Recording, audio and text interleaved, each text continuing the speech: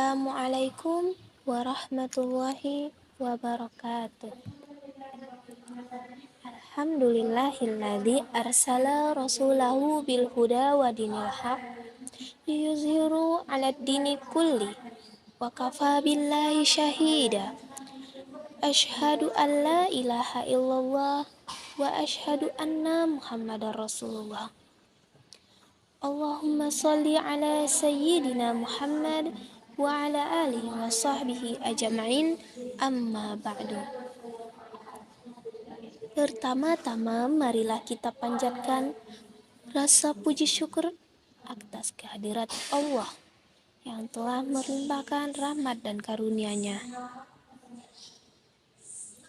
Selawat serta salam senantiasa kita curahkan kepada junjungan Nabi Muhammad Sallallahu Alaihi Wasallam, kepada keluarganya, para sahabatnya, para tabi'in, tabi'ut, tabi'ahum, serta kepada seluruh umatnya hingga yaumul kiamah kelak.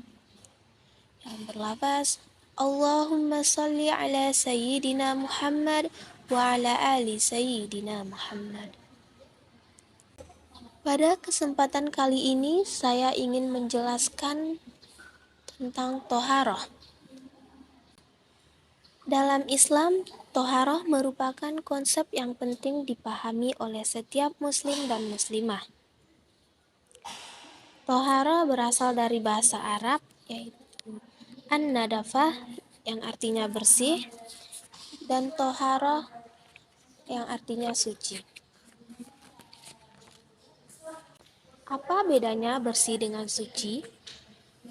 Suci itu belum tentu bersih. Bersih belum tentu suci, tetapi suci sudah pasti bersih. Menurut istilah, toharoh adalah membersihkan diri, pakaian, dan tempat dari najis dan hadas, sehingga diperbolehkan untuk melakukan ibadah yang disyaratkan harus dalam keadaan suci.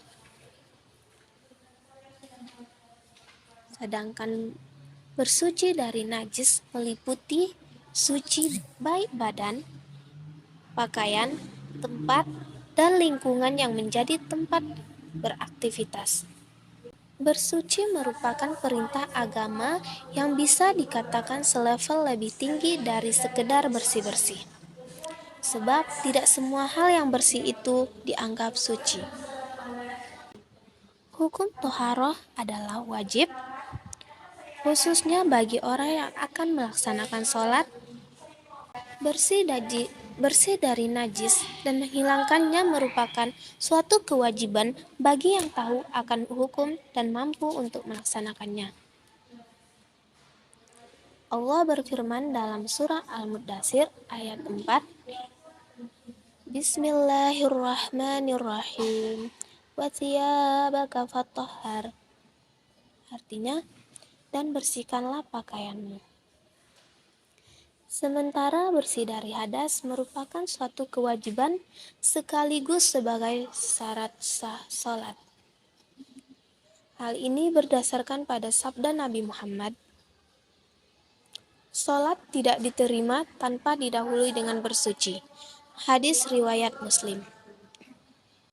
Dari segi substansinya, toharoh terbagi menjadi dua macam, yakni toharoh maknawiyah dan toharoh hissiyah.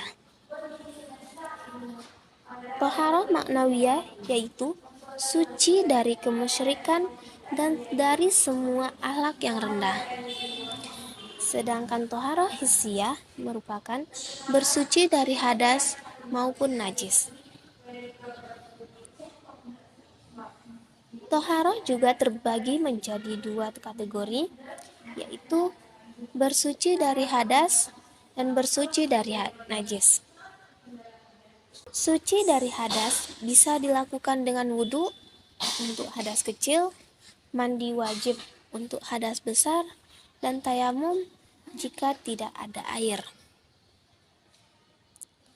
Sementara suci dari najis harus dilakukan dengan membersihkan badan ataupun pakaian dari najis. Bersuci dari najis dilakukan dengan berbagai cara. Ada beberapa macam-macam najis. Yang pertama, najis berat atau mughaladah. Contohnya babi dan air liur anjing. Jika sesuatu terkena najis mughaladah, maka cara mensucikannya yaitu dengan mencucinya sebanyak 7 kali dan salah satunya dicampur dengan debu atau tanah.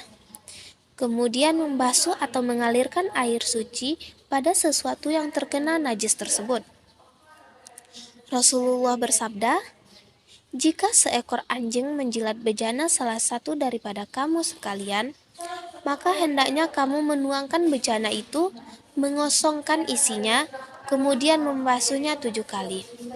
Hadis riwayat Muslim. Sedangkan macam najis yang kedua yaitu najis sedang atau mutawasitah. Contohnya yaitu nanah, darah, kotoran yang keluar dari kubul dan dubur manusia atau binatang, minuman keras, darah haid dan nifas, wadi dan madhi, juga bangkai. Najis mutawasitah dibagi menjadi 2 macam. Ini najis alniyah yang merupakan najis yang tampak zatnya atau sifatnya, seperti warna, bau, dan rasanya. Yang kedua, najis hukmiyah, yakni najis yang tidak tampak zatnya atau sifatnya, seperti air kencing atau arak yang sudah kering. Cara mensucikannya yaitu dengan mencucinya hingga warna, bau, maupun rasanya hilang, kemudian dibasuh dengan air yang suci. Yang ketiga yaitu najis ringan atau mukhafafah. Contohnya air kencing bayi laki-laki yang belum makan sesuatu kecuali air susu ibunya. Cara mensucikannya yaitu dengan memercikkan air suci atau air mutlak pada sesuatu yang terkena dari najis. Ada beberapa macam-macam air dan jenis-jenis air. Macam-macam air tersebut yakni air hujan, air laut, air sungai, air mata air es, air sumur, dan air embun. Sedangkan jenis-jenis air terbagi menjadi 4. Yang pertama, air mutlak, yakni suci, mensucikan.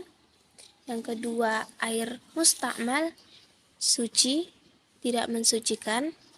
Yang ketiga, air mutanajis, tidak suci, tidak mensucikan.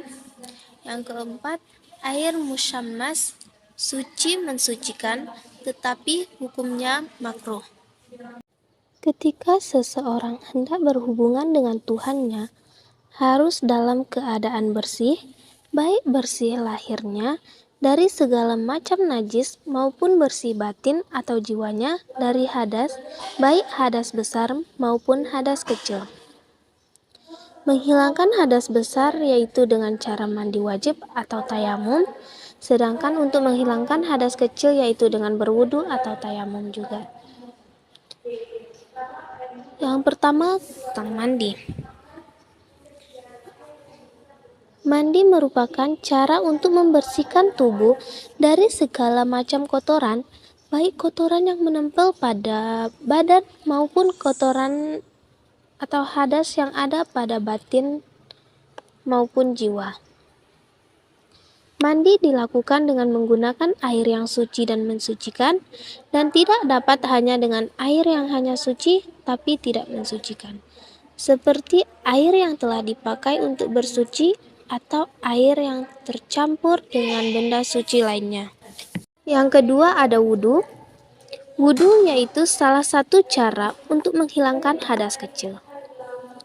Wudhu dilakukan apabila hendak melaksanakan sholat ataupun ibadah-ibadah lain yang mana dalam ibadah tersebut diperlukan suci dari hadas kecil. Wudhu adalah membersihkan anggota tertentu atau pekerjaan tertentu yang diawali dengan niat, yaitu membasuh muka, kedua tangan, dan kaki serta mengusap kepala. Adapun yang menjadi dalil bagi diwajibkannya wudhu adalah Allah tidak menerima sholat kamu sekalian ketika mempunyai hadas sehingga kamu sekalian berwudhu. Rukun wudhu terbagi menjadi 6. Yang pertama yaitu niat. Niat secara bahasa berarti menyengaja. Sedangkan menurut istilah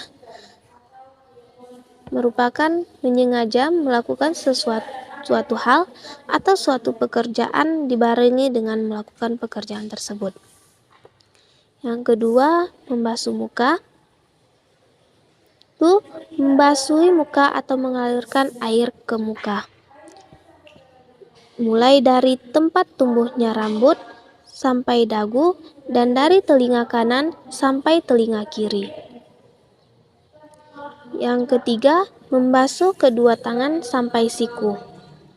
Yang keempat, membasuh kepala. Dan membasuh kepala tidak disyaratkan seluruh bagian kepala terbasahi, akan tetapi cukup membasuh sebagian saja. Yang kelima, membasuh kaki sampai mata kaki. Yang keenam, rukun atau tertib. Dan berikutnya yaitu sunnah wudhu. Yang pertama yaitu membaca basmalah. 2. Membersihkan mulut dengan cara bersiwak. Yang ketiga, mencuci tangan. Yang keempat, berkumur-kumur. Yang kelima, istinsyak atau memasukkan air ke dalam hidung lalu mengeluarkannya. Yang keenam, membasuh seluruh kepala. Yang ketujuh, membasuh telinga. Yang kedelapan, membasuhnya sebanyak 3 kali. Kesembilan, mendahulukan anggota kanan. Selanjutnya adalah tayamum.